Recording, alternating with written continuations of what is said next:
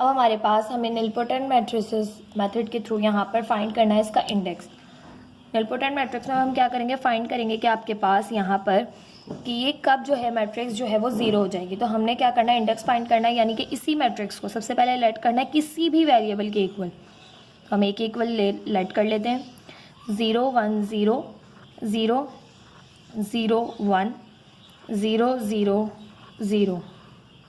ठीक है, ये आ गई आपके पास मैट्रिक्स। अब आपने फाइंड करना है, फाइंड हम कर लेते हैं ए स्क्वायर फाइंड। ठीक है, यानी पी की जगह भी हम इंडेक्स जो है वो 2 ले रहे हैं, यानी कि ए स्क्वायर फाइंड कर रहे हैं।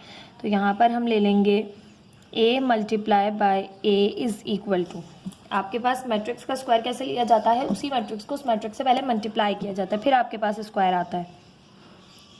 तो यहाँ पर है 0 1 0 0 0 1 0 0 0 मल्टीप्लाई बाय 0 1 0 0 0 1 एंड 0 0 0। अब मैट्रिक्स की मल्टीप्लिकेशन आपके पास कैसे पॉसिबल होती है, तो आपने चेक करना होता है कि पहली मैट्रिक्स के नंबर ऑफ आपके पास कॉलम्स सेकंड रो के नंबर ऑफ रॉज के बराबर है। सेकंड मैट्रिक्स के नंबर ऑफ रॉज के बराबर होने चाहिए। तो यहाँ पर देखिए 1 1 2 3 कॉलम से 1 2 3 रॉज है, तो मैट्रिक्स की मल्टीप्लिकेशन पॉसिबल है। इसको हमने इससे पहली रो को पहले कॉलम से करना है, फिर पहली रो को दूसरे से, फिर पहली रो को तीसरे से। इसी तरह से फिर दूसरी रो के लिए करेंगे, तो दूसरी रो को पहले कॉलम से, दूसरी रो को दूसरे कॉलम से, दूसरी रो को तीसरे कॉलम से, फिर तीसरे के लिए भी इसी तरह से करेंगे। अब यहाँ पर हम a मल्टीप्लाई बाय a कर रहे हैं, तो यहाँ तो हम a स्क्वायर लिख सकते हैं। अब मल्टीप्लाई करेंगे, फर्स्ट रो को फर्स्ट कॉलम से करें तो 0 0 ज़ा 0 1 0 ज़ा 0 और 0 0 ज़ा 0, तो सब में 0 आ गया।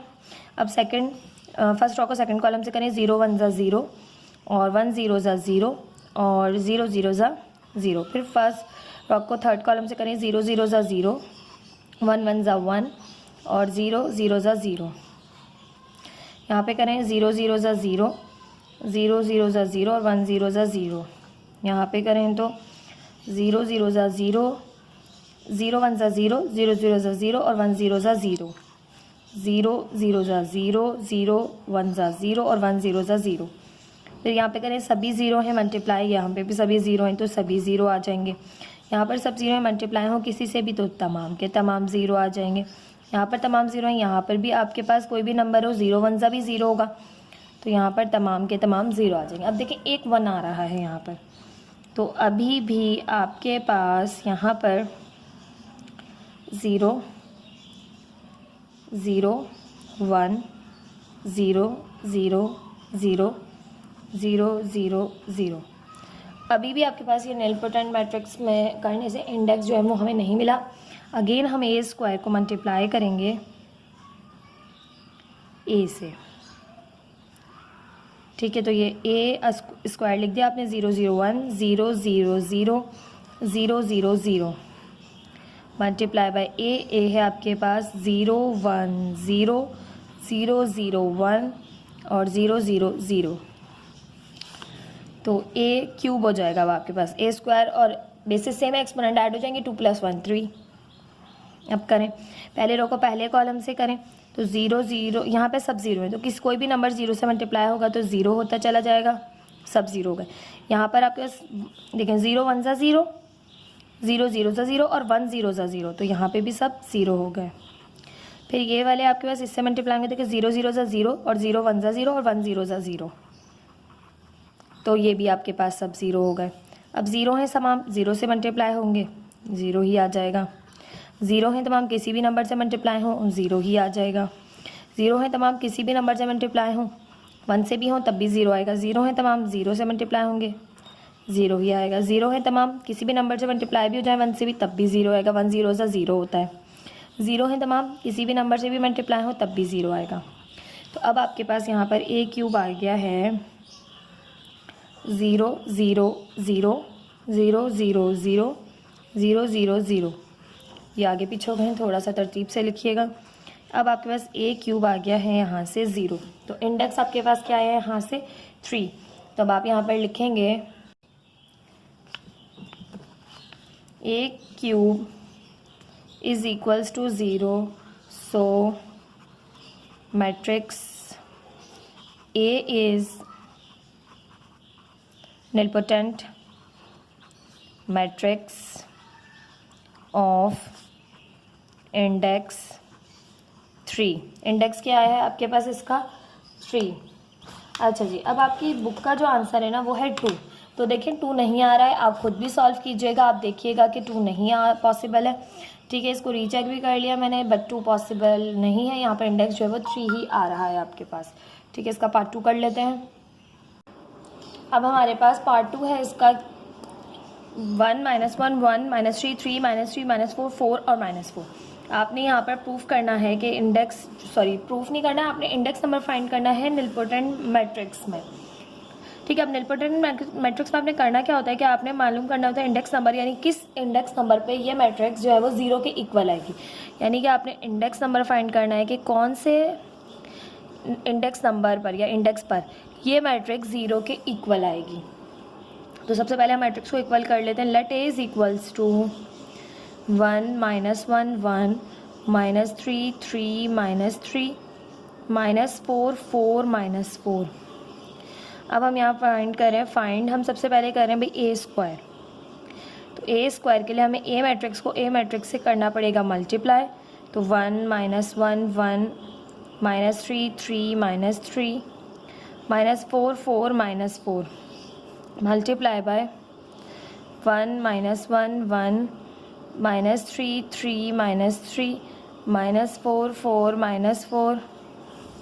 ठीक है, ये मैट्रिक्स हैं आपके पास, इनको मल्टीप्लाई करना। मैट्रिक्स में मल्टीप्लिकेशन कैसे पॉसिबल होती है आपने पहले चेक कर लेना होता है कि पहली मैट्रिक्स के number of column second matrix के नंबर ऑफ रॉस के बराबर है। तो ये आपके पास यहाँ बराबर ही, क्योंकि दोनों मैट्रिक्स आपके पास यहाँ पर जो है वो इक्वल है। फिर भी आपने यहाँ पर चेक कर लेना होता है। अब आप करेंगे A multiply by A square.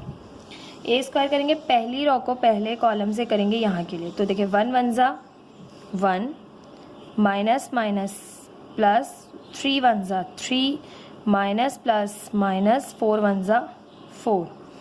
फिर पहली रो को दूसरे कॉलम से करेंगे प्लस माइनस माइनस 1 3 ज़ा 3 माइनस प्लस माइनस 3 3 ज़ा 9 और माइनस माइनस प्लस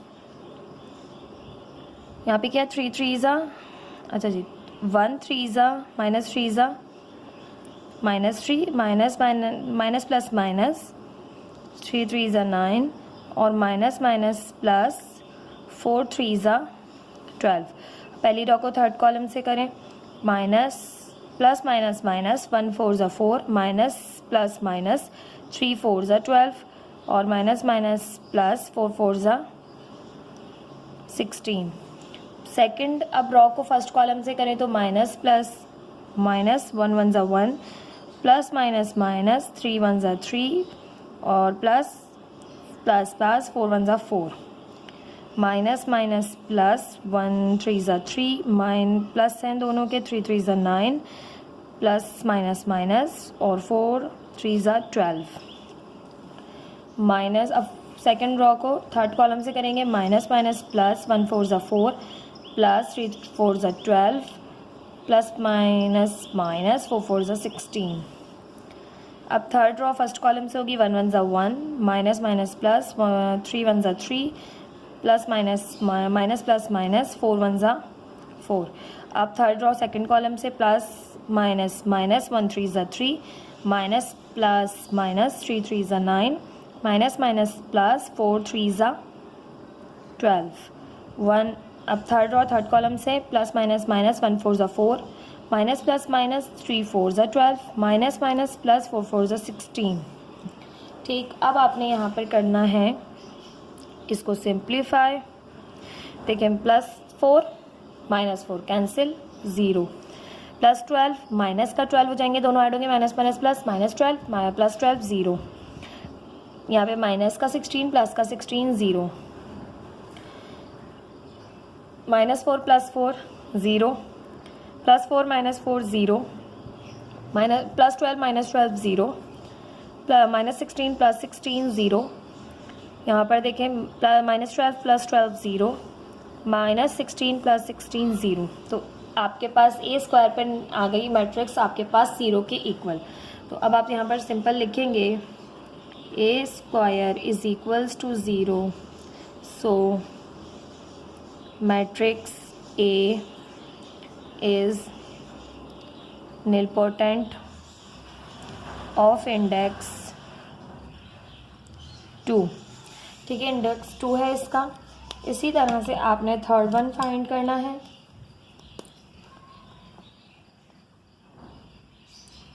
थर्ड है आपके पास 1 5 -2 1 2 -1 3 6 -3।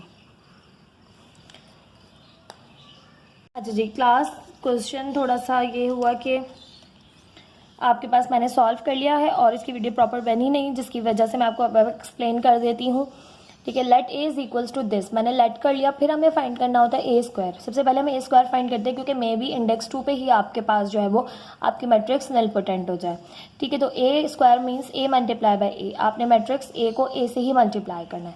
मल्टीप्लाई का रूल है, पहली रो को पहले कॉलम से किया जाता है, पहली रो को दूसरे कॉलम से किया जाता है, फिर पहली रो को तीसरे कॉलम से किया जाता है, फिर दूसरी रो को पहले कॉलम से किया जाता है, फिर दूसरी रो को दूसरे कॉलम से मल्टीप्लाई किया जाता है, फिर दूसरी रो को तीसरे कॉलम से किया जाता है, फिर तीसरी रो को पहले कॉलम से, तीसरी रो को दूसरे कॉलम से, तीसरी रो को तीसरे कॉलम से। ये मैंने मल्टीप्लाई कर लिया। देन फिर एडिशन सब्ट्रैक्शन हुई तो आपके पास फर्स्ट रो 0 आ गई, बाकी तमाम एलिमेंट्स रिमेनिंग बच गए। ठीक है, अब बाकी तमाम एलिमेंट जो नॉन जीरो हैं तो इट मीन्स के निलपोटेंट नहीं हुआ अभी। तो इंडेक्स अगेन आपने फाइंड करने के लिए आगे जाना है। तो अब एक स्क्वायर को मजीद ए से मल्टीप्लाई करेंगे तो ए क्यूब फाइंड करेंगे आप। ठीक है, तो ए स्क्वायर मैट्रिक्स लिखी हमने यहाँ और यहाँ ए मैट्रिक्स को उठा के लिख दिया। अब इन दोनों को मल्टीप्लाई करेंगे तो मल्टीप्लाई का रूल आपको पता है, पहली रो पहले कॉलम से, पहली रो दूसरे कॉलम से, पहली रो तीसरे कॉलम से, इसी तरह दूसरी रो के साथ होगा, फिर तीसरी रो के साथ होगा। तो ये आ गया आपके पास। अब मैंने ए क्यूब फाइंड किया तो यहाँ पर इसको किया तो 0, इसको किया तो 0, इसको किया तो 0। अब यहाँ किया तो 0, क्योंकि -9 + 9 -18 + 18 -27 + 27 0 हो गए, -6 + 6 0 हो गए, +3 -3 0 हो गए, +9 -9 0 हो गए। तो पूरी मैट्रिक्स आपके पास ए क्यूब पे जाके जो है निलपोटेंट हो गई, 0 हो गई। तो हमने कहा A cube is equals to 0, so matrix A is nilpotent of index 3। कि मैट्रिक्स जो है आपके पास निलपोटेंट है इंडेक्स 3 पे, क्योंकि ए क्यूब पे जाकर जो है वो मैट्रिक्स पूरी 0 हुई है। ठीक, तो ये था आपके पास पार्ट 3 एक्सरसाइज 2.1 का। आई होप क्वेश्चन आपको समझ में आया होगा। वीडियो को लाइक, चैनल को सब्सक्राइब ज़रूर कीजिएगा। कोई भी क्वेश्चन पूछना चाहें कमेंट सेक्शन में पूछ सकते हैं। इसके अलावा आप वीडियो पसंद आई हो तो कमेंट सेक्शन में ज़रूर अप्रिशिएट किया कीजिए। Thank you so much. मिलते हैं नेक्स्ट वीडियो में नेक्स्ट क्वेश्चन के साथ। अल्लाह हाफिज़।